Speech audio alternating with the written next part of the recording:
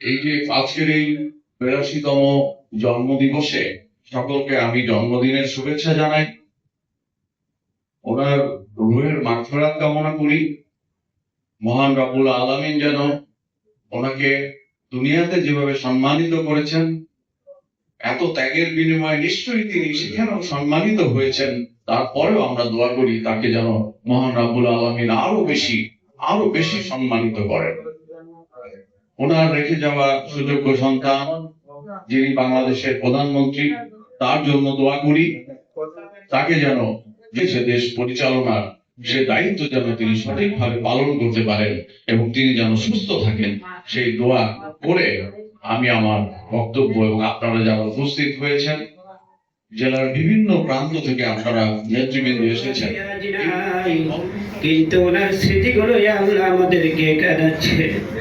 আল্লাহ আপনি ওনার আত্মত্যাগের উসিলায় আল্লাহ আপনি ওনার জীবনের গুনাহ খাতাগুলো মাফ করে দেন।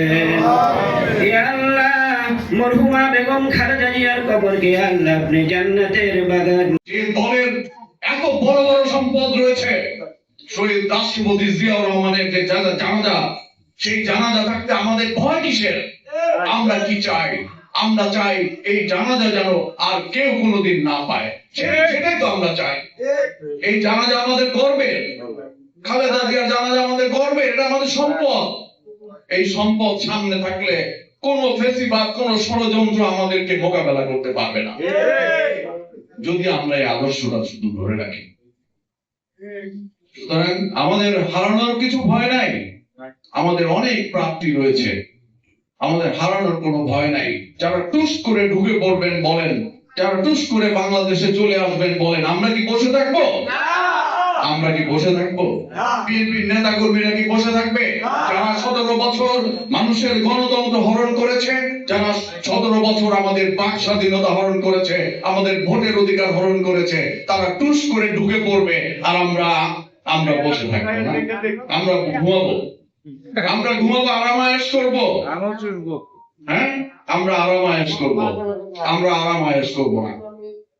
সুতরাং দেশকে বিনির্মাণ করার যে সুযোগ বিএনপিকে জনগণ দিয়েছে, আসুন আমরা সকলে মিলে দেশনেত্রী বেগম খালেদা জিয়ার আজকের এই জন্ম দিবসে আমরা সবাই একটা বিষয়ে আমরা একমত পোষণ করি, ঐক্যমত্য সৃষ্টি করি, যে আমরা সকলে মিলে সকল ভেদাভেদ, আমাদের অভ্যন্তরীণ কোনো ভেদাভেদ আমরা না রেখে যাকে যেখানে যে দায়িত্ব দেওয়া হোক আমরা সেটি যেন আদর্শের সঙ্গে পালন করি।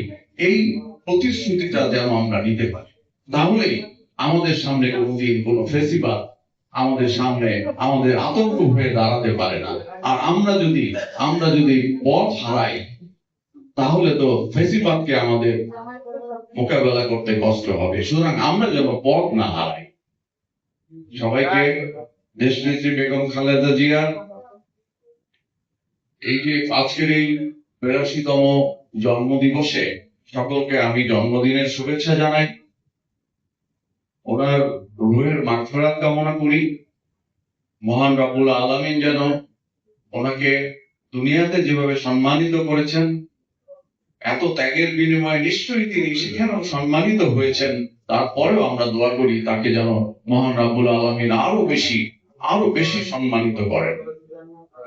ওনার রেখে যাওয়া সুযোগ্য সন্তান যিনি বাংলাদেশের প্রধানমন্ত্রী, তার জন্য দোয়া করি তাকে যেন দেশ পরিচালনার সে দায়িত্ব যেন তিনি সঠিকভাবে পালন করতে পারেন এবং তিনি যেন সুস্থ থাকেন, সেই দোয়া করে আমি আমার বক্তব্য এবং আপনারা যারা উপস্থিত হয়েছেন, জেলার বিভিন্ন প্রান্ত থেকে আপনারা নেতৃবৃন্দ এসেছেন, এই হলরুমটা বেশি